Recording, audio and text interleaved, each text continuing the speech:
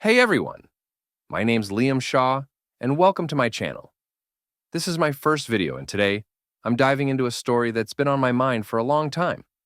One of the most daring crimes in British history, the Great Train Robbery of 1963. It's a tale of bold moves, meticulous planning, and a heist that left the world in shock. This isn't just any heist, folks. This is the story of how a group of audacious criminals pulled off a heist that shocked the world, made headlines for years, and left an indelible mark on British history. We're talking about a meticulously planned operation that netted over £2.6 million, equivalent to about £53 million today. So, buckle up, because this is going to be a wild ride.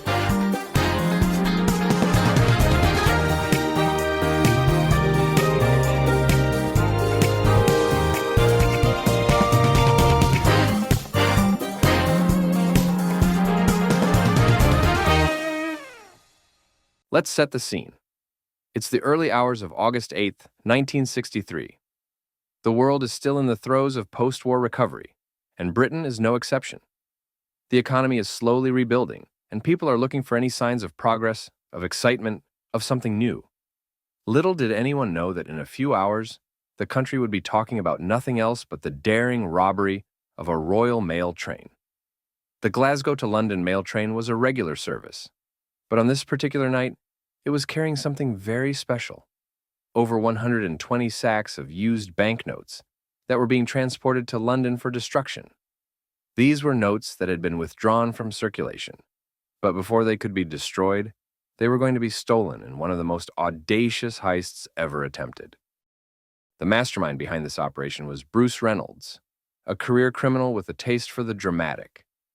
Reynolds was no ordinary thief. He was a planner, a strategist, someone who understood the importance of precision and timing. But he knew he couldn't do this alone. So, he assembled a team of the best criminals Britain had to offer. This team included the likes of Ronnie Biggs, Buster Edwards, and Charlie Wilson, names that would soon become infamous. Reynolds and his gang spent months planning this heist. They studied the train's schedule, the route, and most importantly, the security measures in place. They knew the train would pass through a remote area in Buckinghamshire, near Brightigo Bridge, in the early hours of the morning.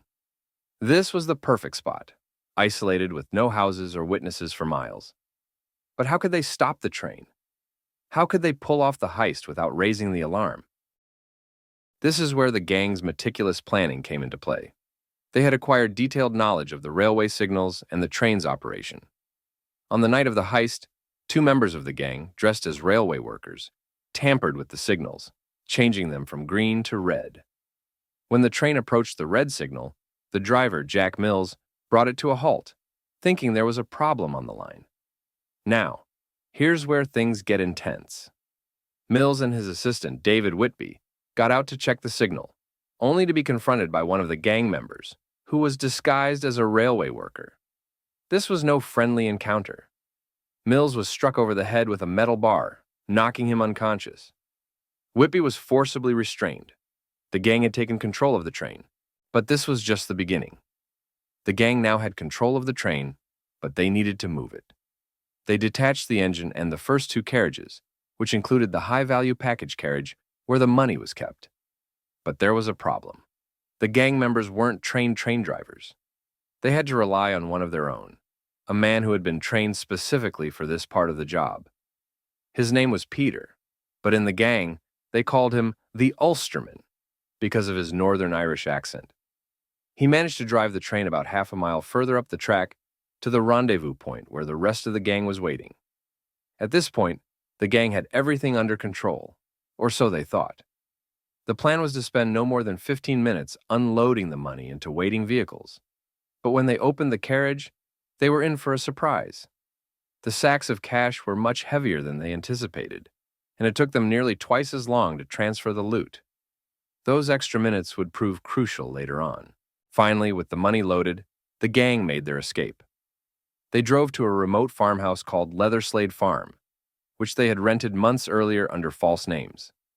The plan was to lay low there for a few days, split the money, and then go their separate ways. But as we all know, the best laid plans often go awry. The robbery made headlines around the world. It was the biggest heist in British history, and the police were under immense pressure to solve the case. They launched one of the largest manhunts the country had ever seen.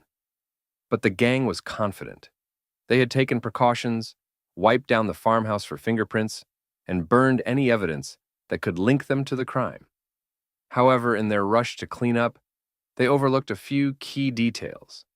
The farmhouse was filled with evidence that the police could use, things like food packaging, maps, and most notably, a Monopoly board.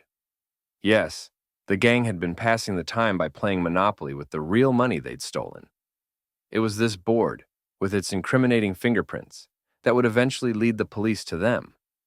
The police discovered the farmhouse a few days after the robbery, and it was like a treasure trove of clues. From there, it didn't take long for the net to close in on the gang. One by one, they were arrested. Ronnie Biggs, Charlie Wilson, Buster Edwards, and several others were caught and sentenced to lengthy prison terms. But not everyone was apprehended right away. Bruce Reynolds, the mastermind, managed to evade capture for years. He fled the country, living a life on the run in Mexico and later in Canada. It wasn't until 1968 that he was finally caught and brought to justice. But what about the money?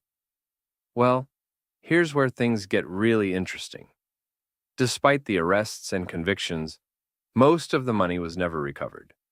Out of the £2.6 million stolen, only a fraction was ever found. Some believe the gang members stashed the money in various locations across the country, while others think it was quietly laundered and spent. To this day, nearly £2.5 million remains unaccounted for, and the location of the missing money has become one of the greatest unsolved mysteries in British history. The Great Train Robbery wasn't just about the money. It was about the audacity, the meticulous planning, and the sheer nerve required to pull off such a daring crime.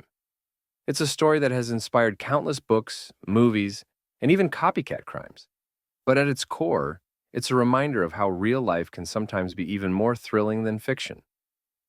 So, what do you think? Could something like this happen today? Where do you think the missing money went? I'd love to hear your theories in the comments below.